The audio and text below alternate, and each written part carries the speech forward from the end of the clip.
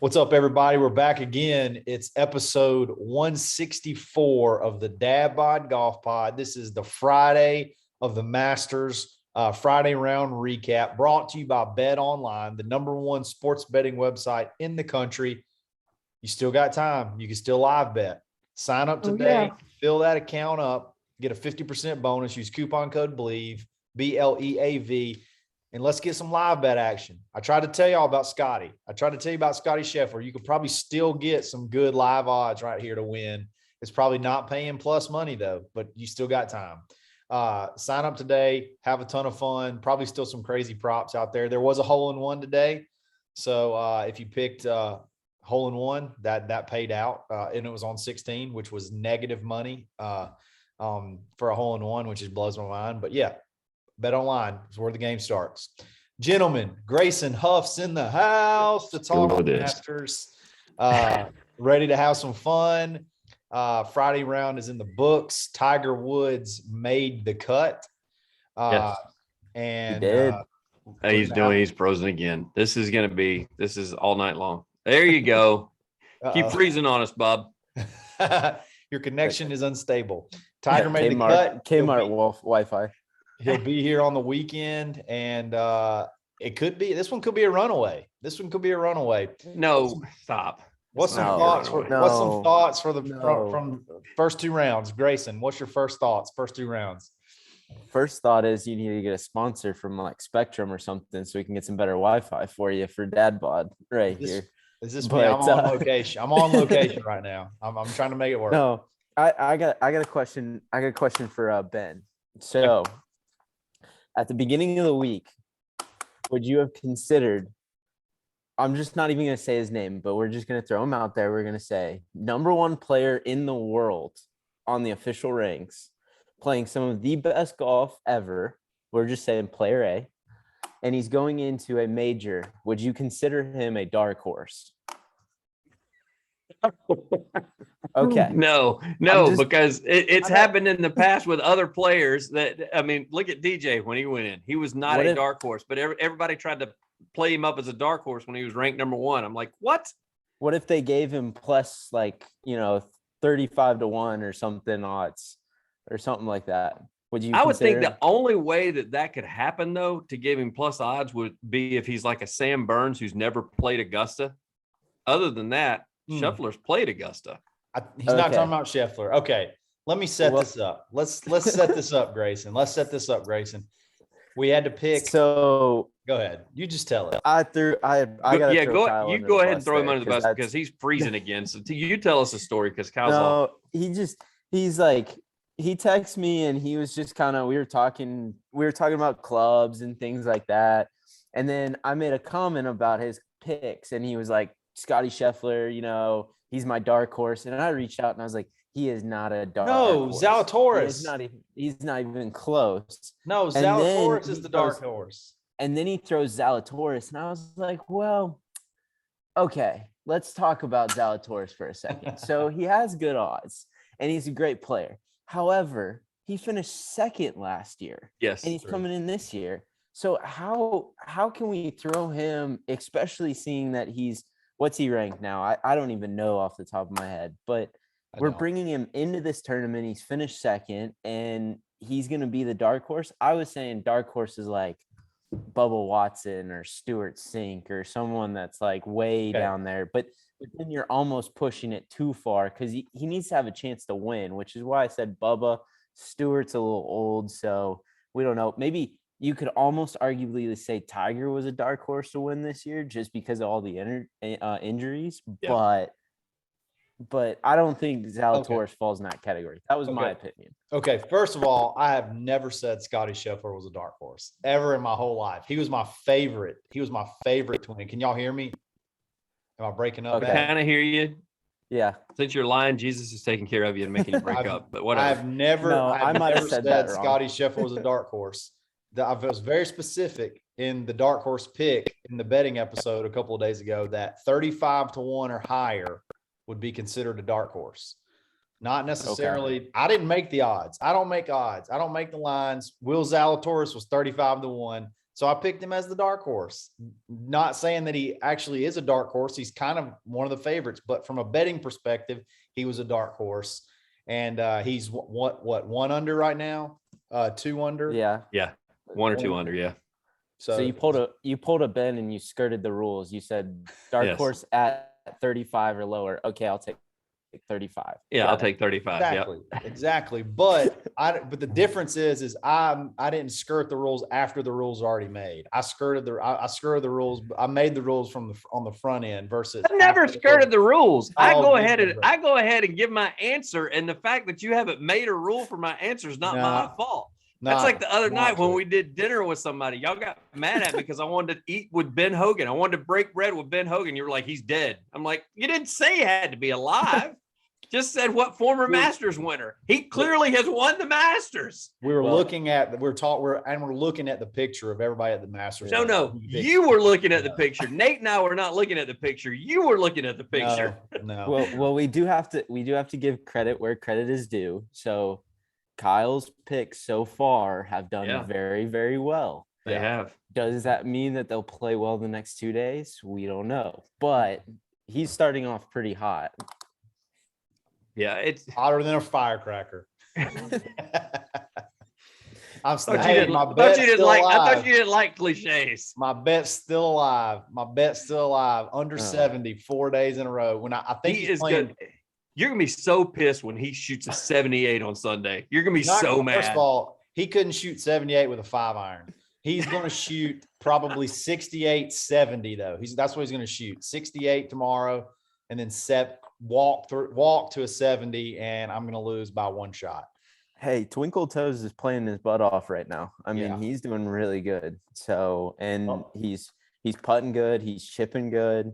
I would love to see Scottie and Tiger in a twosome, just because that would be fun to watch from a standpoint of how different they are. I don't know if you guys watched Joaquim, but I mean, I haven't played with him, but I've played with a few guys that have been around him, and he's closer to my age. And the way he's playing right now too, like to deal with playing with Tiger for the first 2 days and all the publicity and everything. I mean, he's playing lights out too. And he had a little rough stretch there, but he's not far off. But it was rough for everybody today, except for basically Scheffler and JT. They were the only two that were playing. Well, take that back. Shane Lowry fired a 4-under today, so he actually played pretty good too. Did you see Shane's chipping on 10? Yeah. Yes. That was phenomenal, because that pin being tucked, and when he short-sighted himself, I'm sitting there thinking he's going to be lucky to get out of here with a bogey. Like he could actually, because he kept looking when he was looking right. I was like, he's going to leave this in the damn bunker, because he's going to get cute with it, and he's going to leave it in the bunker. And he ended up, it was phenomenal. No, it was awesome. When we played, the couple of guys in my group, we all kind of hit it left of that green on 10. And I think Joaquim was down there and chipped up, and they were saying that he couldn't see the flag. You can't see the flag from down there. I mean, it is so far down. Mm-hmm. But like, you don't want to being behind the green on 6 at AU Club, like all the way down at the bottom, like that. Oh yeah. And then the pin's in like the front of 6, and so you're over the green and down at the bottom. Yeah, like it's just you don't see anything. But you don't want to hit it where Shane is, and so just the fact that Shane got it up and down from there, not even like even his shot, even if it didn't go in the hole, I mean, it would have been really close anyways. Oh, so, he threw it that high up and it sat down to soft, because he didn't catch that down slope right out of the bunker. He ended up, I mean, he literally landed it in the 2-foot circle that you have to land it in to keep it from either 1, catching the down slope and shooting past the pin, or number 2, being in the bunker and having to do it all over again. Oh yeah, you could have thrown a green jacket down on the ground there, and that's about his size that he had to land it in. That was clever. Yeah, there was like 5 hole outs on 10 today. There was the Woodland hold out, Varner hold out, Lowry hold out. There was one more, and then Tiger almost hold out. Like it was crazy. 10 was electric today, and that's normally a pretty benign hole. Let me just tell you something about Harold Varner. That dude is having the friggin' time of his life. Yeah, he is. He won. He played well. Number 2, they get him in the clubhouse with Scott Mampelt to interview him. and he's 12 years old, and he just played in his first junior golf tournament, and he actually just showed up and did fairly well in it.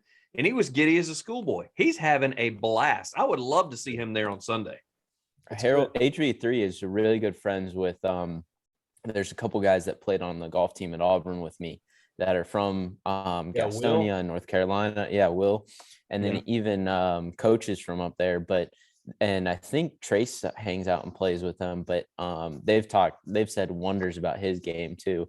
And he's, from what I've said, like you said, one of the nicest guys that they've, mentioned and talked about. And I'm happy for him that he's there. It's exciting to see him, playing and playing well. And he had that Saudi win, and then he comes over here and he's been playing good over here. So, I mean, it would be cool to see that too. Just from he plays with a dip too. I love that. I love the fact he's got a dip in his mouth while he's doing it. There's a few people that if they ever were to win a Masters or a US Open or something, it would be really good for the game. I think HV3 would be one. I think if Harry Higgs ever won a major, that'd be electric. God, yeah. As long as he keeps his shirt on at the Masters, I think we'll be okay. but HV3 would be he'd be an awesome contender down the way if he plays good this weekend and goes up there, that'd be cool. Did y'all see when you just reminded me something about Harry Higgs when Stuart Sink hit his hole-in-one? I think it was Nick Faldo said, and he gets a hug from probably the best hugger on tour. Yeah, Harry Higgs. I was like, Harry Higgs turned around. It wasn't a hug. He turned around and embraced him. That wasn't a hug at all. It was a dad bod embrace. Big dad bod. How does Nick Faldo know that Harry Higgs is a good hugger? He's a pansy. Yeah, pretty pansy. Nick Faldo doesn't strike me as a hugger, so no. Pretty funny. So, real quick, let's talk Tigers round.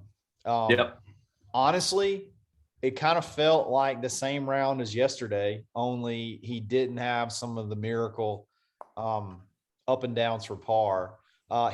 This honestly reminds me a lot of the Freddie rounds when Freddie was late 40s, early 50s. It reminds me of the Freddie Couples rounds. He doesn't quite have it all the way physically, but he knows the course well enough that he can get around and he can make pars and he can make a birdie every now and then. But you just don't feel like he really can take it that next gear and win. What do y'all think of that? Let me try to put it in not in a layman's term, but as a professional, when you watch a round like that, his round was very close to being way better. But it was also very close to being way worse. Right. And on rounds like those, you have to do what he did yesterday. And when you tap in on 18, you're under par. That's what makes you a great golfer. And some of the ways that you do that are, and they talked about it on the broadcast and stuff like that too, but making those 8-footers for par, getting up and down from a garbage can. It's one thing when you watch a guy and he's making birdie after birdie after birdie. He's hot, he's feeling it. The fairway becomes massive. The green, you start dialing into the pin. You're not worried about missing the green. You're worried about holing it. But when you start hitting those wayward shots or trying to get up and down, making those 8-footers are almost more important because it's more of a confidence booster getting in. And so I think with his round today, if you just watch some of it, and they mentioned it a couple of times with some of his putts early on, but if he would have made a couple of those, I think his round completely flips. And it's just from the standpoint of he knows what to do out there on the golf course, and he just hit a couple bad shots coming out of the starting gates. And if he makes a couple of those putts, all of a sudden, instead of 3 over, 4 over, whatever, he's 1 over, and he's oh wow, I made a couple of things. And as a professional, it makes you kind of it's not like you feel lucky, but you just feel okay, I just hit a couple really poor swings and now I'm only 1 over where I could have been 4.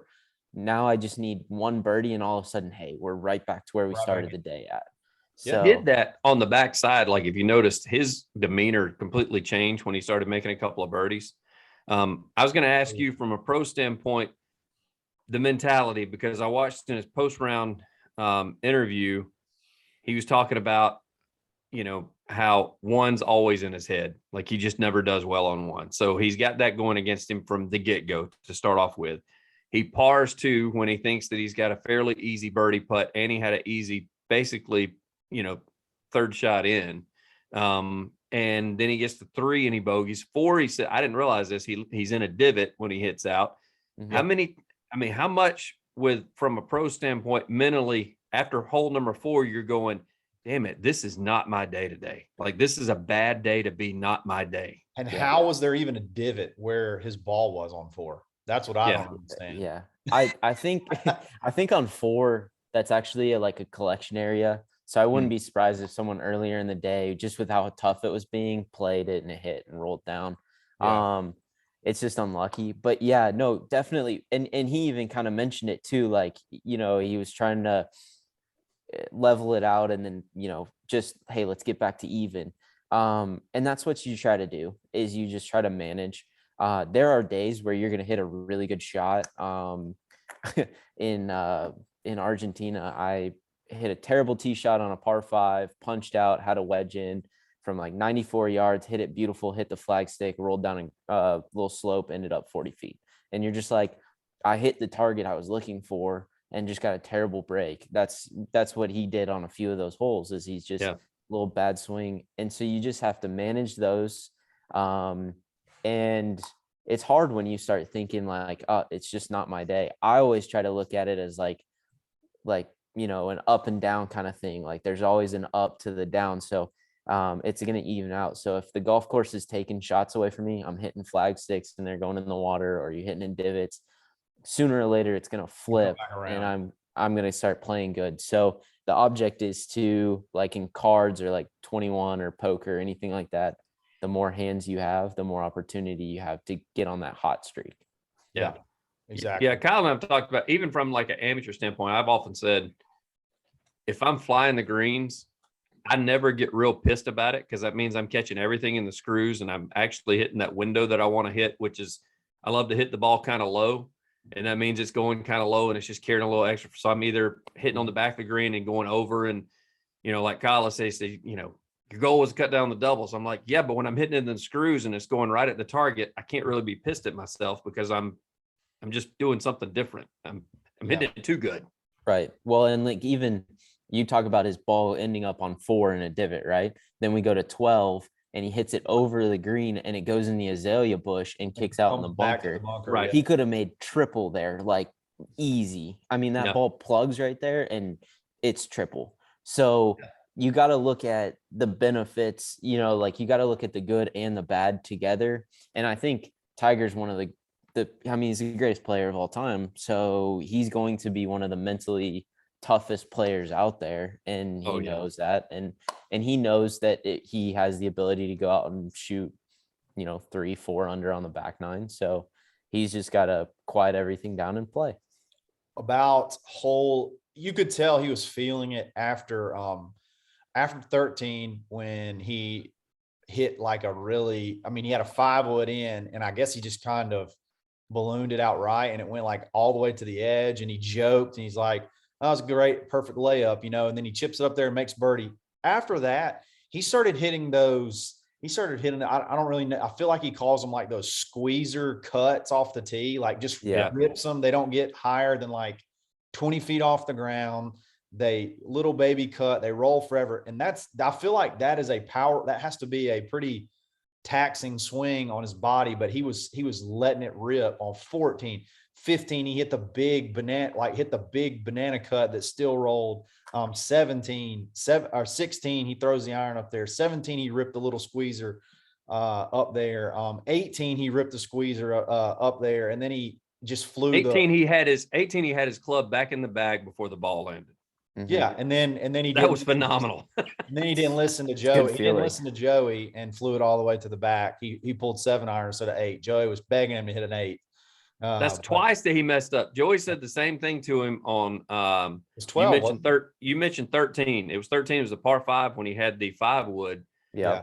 And Joe told him, he said, it's not going to turn. But Tiger did just what Michael said. Michael told us the other day is Joey told him, he said, it's not going to turn. It's going to go straight. And Tiger hit it just as straight as a string and flared it out a little bit right, if anything. Mm-hmm. And now he got away with it because he was able to get up and down for birdie. But still, I loved it when they were walking off. They still had the mic hot, and he looked at him and he said, "Oh, you were right. It didn't do anything."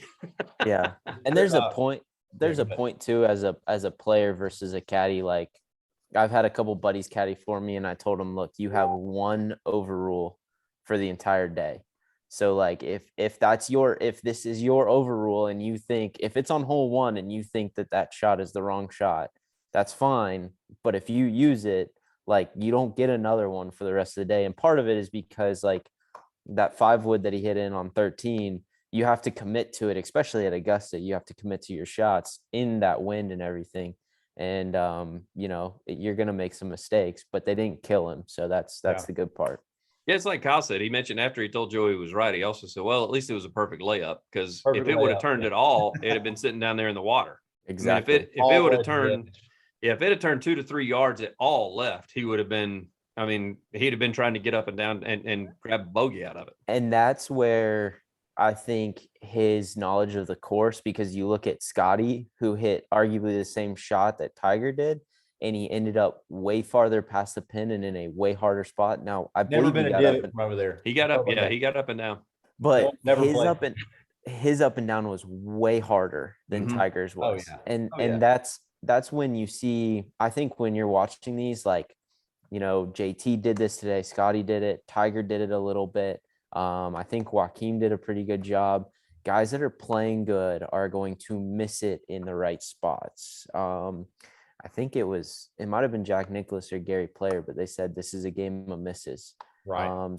So it really is, like, it's important on a high level when you get up there, 2 shots, one from the first round and one from the second round. But if you think about that, that's 1 ball in the water. And it's just, it's a big deal. I mean, it really is. Well, it was Tiger on day 1. He missed the opening tee shot, so he shorted the bunker, and he had a shot that, he had a chance to get to the green on 1. Today, he didn't miss it. He just flared it right, and he was in the bunker, and he ended up bogeying. So yesterday he missed it in the right spot. Today he missed it in the wrong spot because he actually hit it good and didn't play it out far enough left. Which is something that all of you guys, all of your listeners that are listening to it and play AU club or whatever around it, like, they can take away from watching these guys play too, is how disciplined they are in, you're not going to face a pin that's 2 on and, 3 from the right edge or whatever. But like, understanding that on number 3, if the pin's over to the right, you have the whole world to the left, on the green. So, that's probably a better miss than having a 30-footer than missing it short-sided and having a chip or going in that back bunker. So, there's a lot that you can learn if you pay attention while you're watching these guys too. 100%. Yeah, I think it was Brooks that said before a U.S. Open, I'm not a huge Brooks fan, but I did take away from what he said. This was probably 3 or 4 years ago. Somebody asked him, and he said, somebody asked him about going for the pins, and he said no. He said center on about 5 holes where I know it fits my eye, it fits my shot. Other than that, no. I want the front number, how many paces the pin is, so I can be pin high, and I'm going to go for the center of the green. So if I miss it a little right, I'm on the green. A little left, I'm on the green, and I'm pin high, so I can at least have a putt at it. Mm-hmm. And I got to thinking, I thought, yeah, that'd be, if every amateur would play that, if they would just play to the center of the green, just forget there's a pin up there. Like, take the pin out and play to the center of the green. I guarantee you guys would drop their handicap 3, 4, 5 shots throughout a season. Not right away, but throughout a season, they would drop 3 or 4, 5 shots. I want to have a golf tournament where they take the pin and they put it on the back edge in the middle, and then they give you where the pin is, like a pin sheet. So when you use a rangefinder, it gives you the back edge number, and then you can figure out where the pin is based off that back edge number. But I feel like there'd be a lot of guys who would surprise themselves and play a lot better because you get suckered into looking at a pin all the time. Mm-hmm. Yep. And a lot of these guys out there, they're looking at, if you listen to the hot mics, this patron right here, this guy in the yellow shirt, the TV tower, the scoreboard, this tree, they're trying to hit it in a zone because out there at Augusta, the greens and the way they are, 16, the guys are either going right at the pin or they're going 30 feet right of it. And you watched Rory hit an incredible shot in there close, but he went right at it. And you watch Stewart Cink make it, and he went 30 feet to the right. They both ended up relatively in the same spot, completely different shots. Yep, Amazing. absolutely. I mean, you're totally right on that. It's fun. It is fun when you're watching. You can pick up a lot of things. Brooks, by the way, have fun on the weekend. Not playing. So Scheffler's got a 5-shot lead. Who's he didn't take his own advice. That's what it was, Kyle. He completely did not take his own advice. Who's going to charge? Who's going to make a charge? Like, who can challenge? It's only been like this, only like the 5th or 6th time ever there's been a 5-shot lead after 36. There's only been one person to lose it. Who do we see that could even make a run? I have two. All right, go ahead. JT is one, and the reason being is because he didn't play great yesterday. If he has 2 days back to back, just like Scheffler just had back to back, and he goes, even if it's not 5 under tomorrow, even if it's 3 or 4 under, because Scheffler's due to have a bad day. I know you don't want to hear that, Kyle, because you don't want to lose a bet, but he's due to have a bad day. You can say it all you want to. It's not going to happen. So if JT does that, and the other one, and if he gets that driver figured out, because he's won here before, he plays it well, is DJ. DJ has got a chance to be up there and fire a 63 or a 64 on a Saturday. And I know that's hard to believe, but he has the ability to do that. So that's my two that I say can make a run. I don't know if they will. I'm just saying that's out of all the, let's just look at the top 15 that are there. Those are my two out of the 15. If somebody said, you got to put money on them, gun to your head, who are you taking to make a run? That's my two. What about you, Graysen? Who's going to make a run? So first off, I wanted to look up the weather, and the weather is supposed to be a high of 60 tomorrow and then a high of 75 on Sunday. Now, that being said, I was curious if it's going to be really windy or not, and it doesn't look like it would be terrible. But the Masters is a tournament where no matter what, there will be some drama on the back nine on Sunday. Can't say that. Kyle hates that. He thinks it's cliche. It does not matter. Look at Jordan Spieth. He was running away with it. He gets to 12, dumps it in the water. Yeah. It will happen somewhere. I don't care. I don't care if Scottie is leading by 18.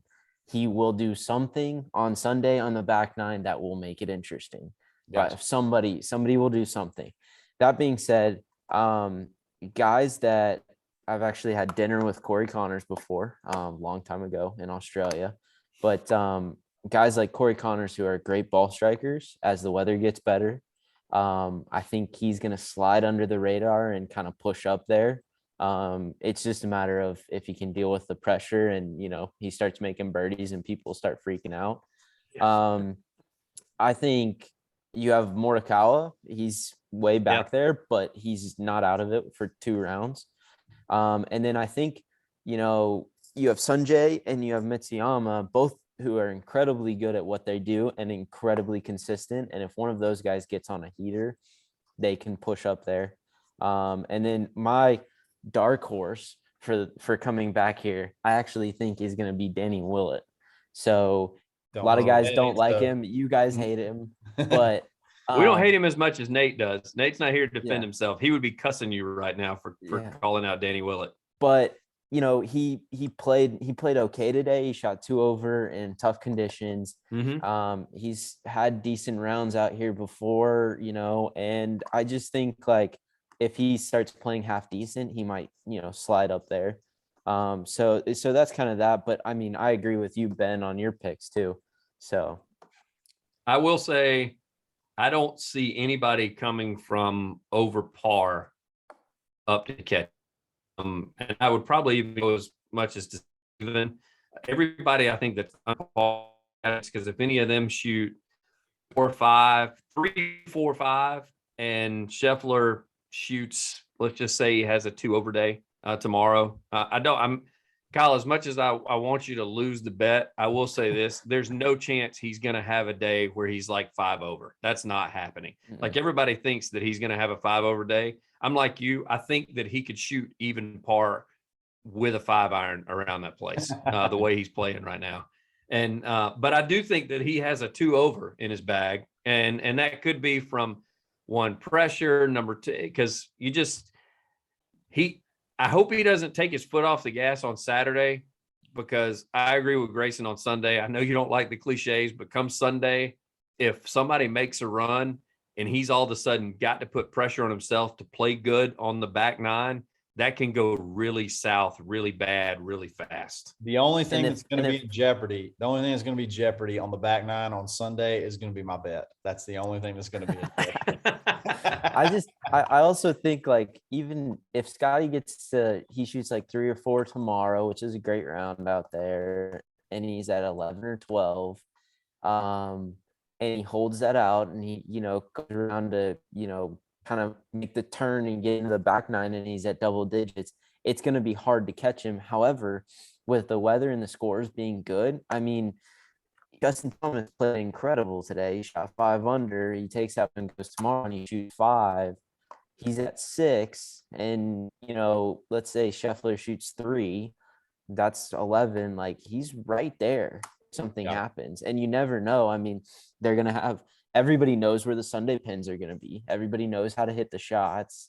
There's just always drama somewhere. So, yeah, the DJs and the JTs and the Matsuyamas of the world, they exactly how to play Augusta on Saturday and Sunday. Mm-hmm. And that's where Scheffler does not have the advantage. Now, the thing is right now, I think the dude could turn around and play friggin' left-handed and he'd still shoot a 75.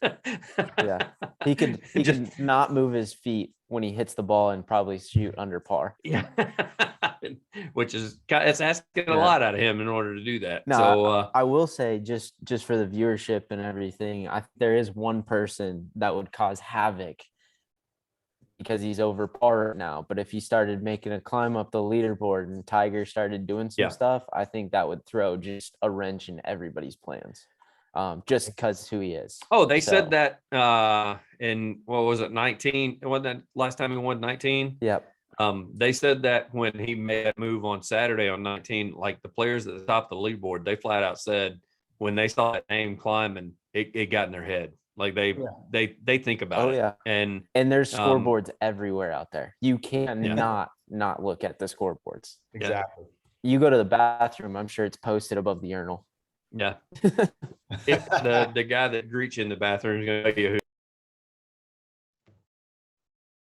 You and Kyle. Sorry. I'm in rural Alabama and I got bad service. Can you hear me? Yeah, we can hear you. You're in a different position on my screen now. Kmart Wi-Fi. Yeah. Sorry. Blue light special. We got up there at the top. We're working off a T-Mobile hotspot here, bub. We're trying to make it happen. Sorry about that. You're walking off a T-maybe hotspot. That a boy. T-Mobile hotspot. Yeah, there we go. Let's wrap it up. I'm losing some service here. No credibility. No credibility whatsoever. Just not professional at all. I'm need to get a green jacket for you. Yeah. One last thing. My guys, I like if anybody's going to make a charge, Sunjay M, and I got Justin Thomas. Justin Thomas is going to be 7 groups ahead of Tiger. Ahead of Scottie. Okay, that means he's going to get. He's probably going to get through how many holes, Graysen? 3 or 4 before Scottie tees off. If he goes out and birdies 1 and 2 before Scottie gets on the tee, that's definitely going to bring. It's going to bring some nerve. It's going to bring a little bit of nerve. You're going to see Justin out there going nuts, Sunjay out there going nuts, and you haven't even teed off yet. It's got to bring a little bit of pressure, but. At the end of the day, I'm going to get heartbroken on Sunday, but I just don't see how he can possibly shoot. Today was the day, Ben. Today was the day for him. Today was not the day. Today you was called the it. day, If and he shot if he goes, 500. It's what, 70, right? Yeah. Yeah. Yeah. He's going to shoot like 3 under tomorrow. He's Exactly. going to, scare you a little bit, but he's going to shoot 3 under.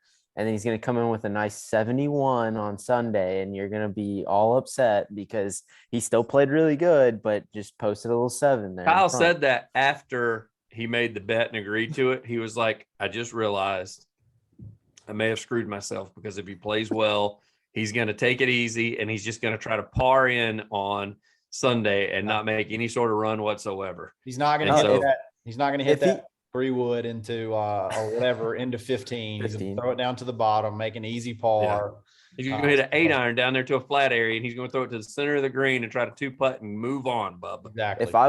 If I was Scottie, I'd want to get to like 15 or 16 under as fast as possible, because I think the winner is going to be around 12. That's so exactly the number I said. Exactly the number I said. So I mean, if the weather's good and Scottie can't get to 15, then he better hold on 10, 11, 12, 13 on Sunday, because they're going to come for him. Graysen, how much does it help him that he's got Teddy Scott on the bag? A lot.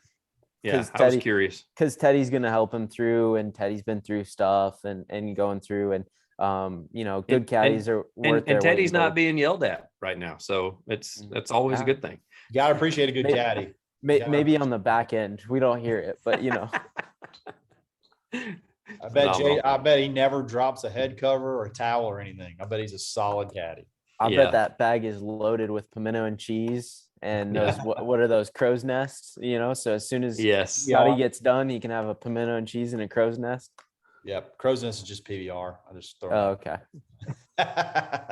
No, never had one. So I haven't either, but it sounded awesome. Graysen, thanks for jumping on. The Friday recap of the Masters. Tiger made the cut. We're going to see Tiger to at least 2 more rounds if he can make it physically. It's going to be great. My bet's still alive, so stay tuned for that. And tonight's episode is brought to you by Bet Online. We really appreciate it. Episode 164 of the Dadbod Golf Pod. Always stroking.